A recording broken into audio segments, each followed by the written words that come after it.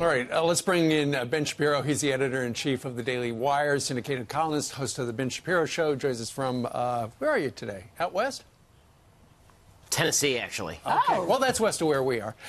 Ben, let's talk a little bit about the President of the United States. He was talking the other day in the Rose Garden about whether or not he had called the family members of the 4 service personnel killed in the country of Niger a few weeks ago. And then he mentioned that President Obama didn't call everybody, and that caused a big media firestorm. Now there's a story that apparently he did call one of the widows of U.S. Army Sergeant LaDavid Johnson a couple of days ago. And Congresswoman from Florida, Frederica Wilson, a Democrat, was infuriated that the president was so insensitive because reportedly the president said the soldier, you know, your husband, knew what he signed up for, but I guess it still hurts. What's your observation about what's going on with this? Because suddenly a phone call from the commander-in-chief to a grieving family looks like it has been politicized.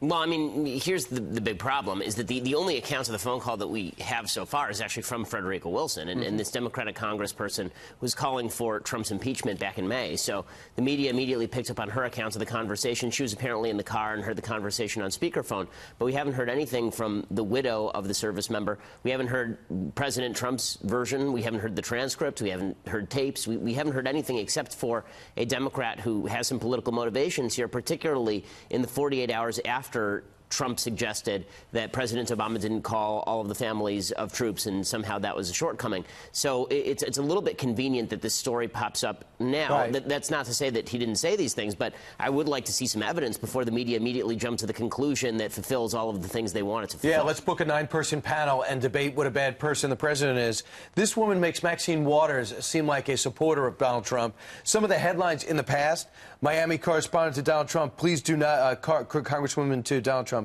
stop tweeting. She calls for his impeachment.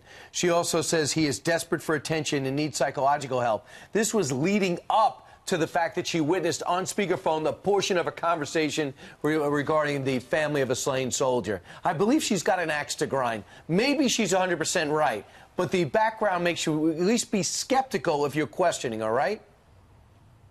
Yeah, well, I mean, if you're going to be in a he said, she said situation, then you have to wonder about the credibility of the various characters. And this is why I'm saying anyone of fair mind should at this point be saying, okay, let's see some actual evidence of the conversation, transcript, tape.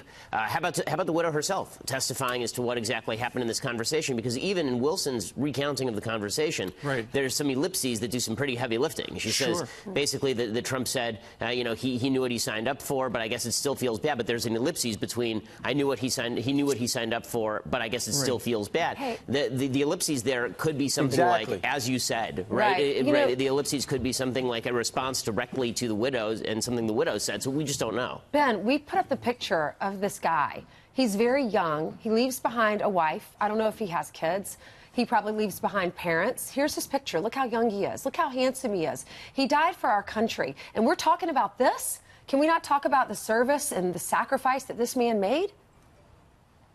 Well, again, I think that, you know, if the conversation went exactly as Wilson said, that would be somewhat troubling, because I don't think the president should really be saying that sort of thing. But I don't think that we have the evidence to suggest that. And obviously, I think everyone is devastated about the loss of Sergeant Johnson. The idea that President Trump is sitting in the White House and he really doesn't care what happened to Sergeant Johnson, that seems to me a very convenient political narrative, as I say, arising 48 hours after Trump seemingly suggested something like that about President Obama. Yeah, we don't know Bush. the conversation, but do you really think the president would call up the widow and say, and preach that narrative instead of saying, I'm sorry? Well, the thing, and to your earlier point where, you know, we haven't heard from the family per se, but we did hear from the president earlier, and he said the tweet was, Democratic congressman totally fabricated what I said to the wife of a soldier who died in action, and I have proof.